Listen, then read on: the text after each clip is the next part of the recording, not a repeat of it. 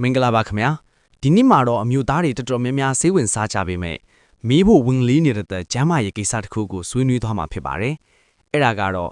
အမျိုးသားတွေအနေနဲ့အားသားမဖြေတာဒါမှမဟုတ်တုံ့မလွတ်တာကြားသွားတဲ့အခါကျမ်းမာရေးကိုထိခိုက်စေနိုင်သလားဆိုတဲ့မေးခွန်းပဲဖြစ်ပါတယ်တချို့ကယုံကြည်ကြတာကတုံ့မလွတ်ပဲထိန်းထားတာကစွမ်းအင်တွေပြီးဝစေတယ်လို့ဆိုကြသလိုတချို့ကြတော့လေဒါဟာယောဂဝေဒနာတွေကိုဖြစ်စေနိုင်တယ်လို့ယူဆကြပါတယ်ဒါဆိုရင်စီးပညာရှုထောင့်အရာအမှန်တရားကပါလေအာတာမဖြေတာကြာရင်တကယ်ပဲခန္ဓာကိုယ်မှာဘာတွေဖြစ်လာမလဲဒီဗီဒီယိုမှာကျွန်တော်တို့အနေနဲ့သိပ္ပံနည်းကြလေ့လာချက်တွေအပေါ်အခြေခံပြီးကောင်းကျိုးဆိုးကျိုးတွေကိုအသေးစိတ်ရှင်းပြပေးသွားမှာဖြစ်ပါတယ်အဆုံးထိကြည့်ရှုပေးကြဖို့ဖိတ်ခေါ်ပါတယ်ခင်ဗျာ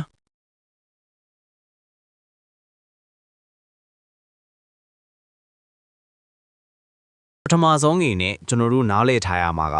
အမျိုးသားတွေရဲ့ခန္ဓာကိုယ်ဟာတုပ်ပိုးတွေကိုနေစဉ်တန်းနဲ့ချီပြီးထုတ်လွှတ်နေရဆိုတဲ့အချက်ပါအကယ်၍လူတစ်ယောက်ကအာတာမဖြေဘူးဒါမှမဟုတ်လိင်ဆက်ဆံမှုမရှိဘူးဆိုရင်ထွက်လာတဲ့တုပ်ပိုးတွေဖေရောက်သွားလဲဆိုတာစဉ်းစားစရာပါခန္ဓာကိုယ်ကညံကောင်းပါတယ်အထုံးမဖြူတဲ့တုပ်ပိုးဟောင်းတွေကိုခန္ဓာကိုယ်ကအလိုလျောက်ပြန်လဲဆုပ်ယူပြီးဖြိုခွဲလိုက်ပါတယ်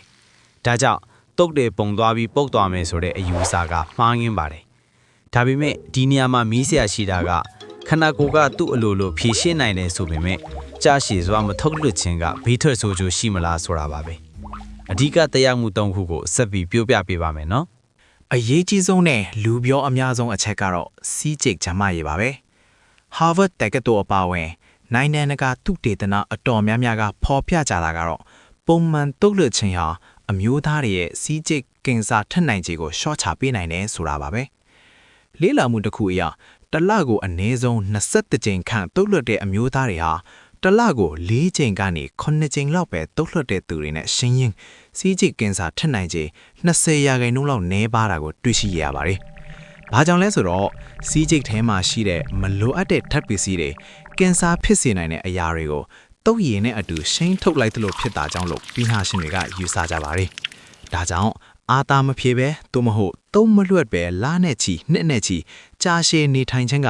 အသက်ကြီးလာတဲ့အခါစီးကျိတ်ဖေတနာအနှဲငယ်ပိုရှိလာနိုင်တယ်လို့ဆိုနိုင်ပါတယ်။ဒါပေမဲ့ဒါကလူတိုင်းမှာဖြစ်မယ်လို့ဆိုလိုတာမဟုတ်ပါဘူး။ဒုတိယအချက်ကတော့စိတ်ပိုင်းဆိုင်ရာနဲ့စွမ်းဆောင်ရည်ပါ။အာတာမဖြေတာကြာလာတဲ့အခါတချို့အမျိုးသားတွေမှာ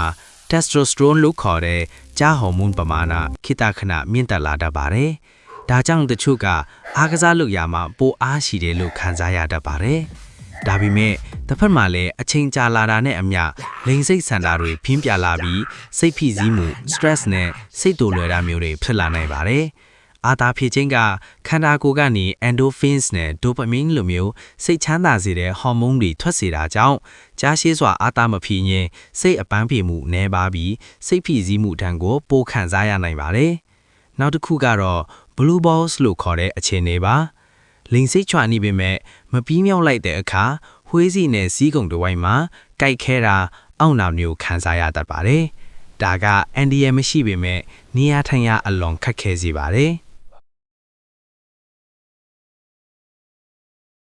နောက်ဆုံးအချက်အနေနဲ့ခန္ဓာကိုယ်ရဲ့တုံ့ပြန်မှုကိုပြောပြချင်ပါတယ်။သင်ကအကြောင်းမျိုးမျိုးကြောင့်အာတာမဖြေဖို့ဆုံးဖြတ်ထားတဲ့ဆိုပါစို့